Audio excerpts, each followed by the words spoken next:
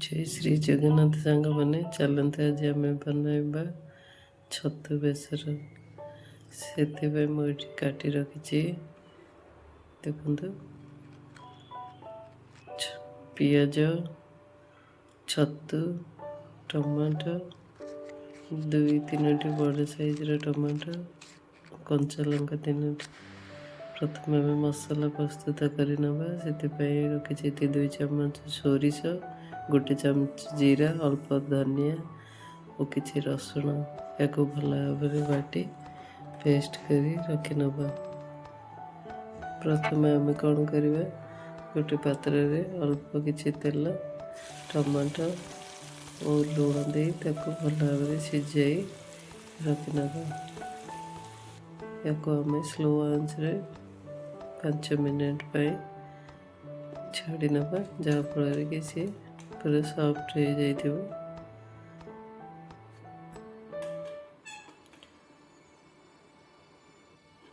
देखु ये बर्तमान भल भाव सॉफ्ट हो जाइए भल भाव मैश कर नवा।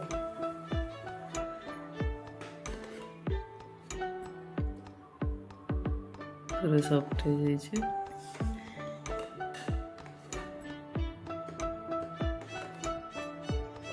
देखते आम ए प्रस्तुत करवा बेसर से नवा गोटे कड़ाई रे तेल अल्प सोरिष भल भाव फुटी आसला से आम दबा कटा पियाज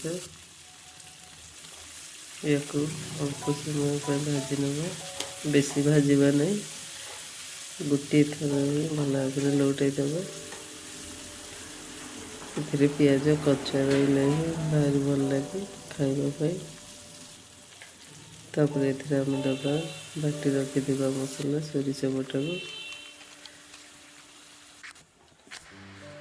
एथिरे दबा किसी हलदी गुंड अपना राग अनुजाई देबे मरी लंका गुंड लुण दे भल भाव आपको कषि नवा।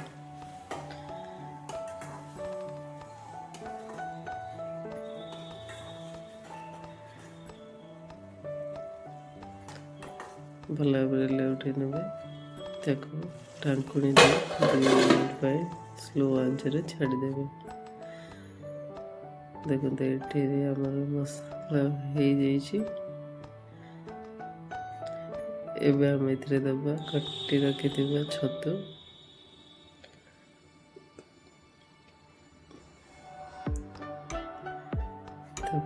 आम लौटाई नवा।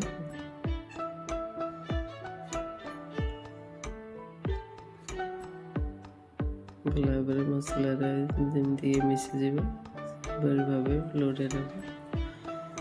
देखते पानी केमती छतु बाहरी जाइए बिल्कुल भी पानी दबा नहीं।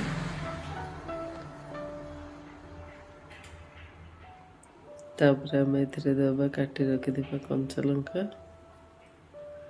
आपण राग अनुजाई देवे देखिदेवे। ଏବେ ये प्राय 60 to 70% ହେଇଗଲାଣି। तापर आम दबा रेडी कर रखी टमाटो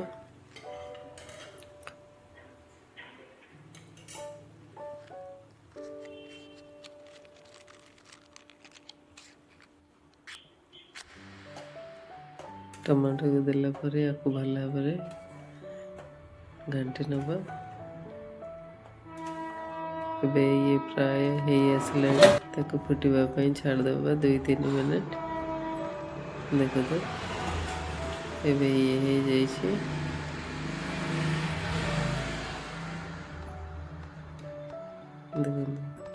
बर्तमान आमर प्रस्तुत हो गला छतु बेसर। या आपण गरमा गरम सर्व करी भात हो रुटी हो जो भी आप खाईपर।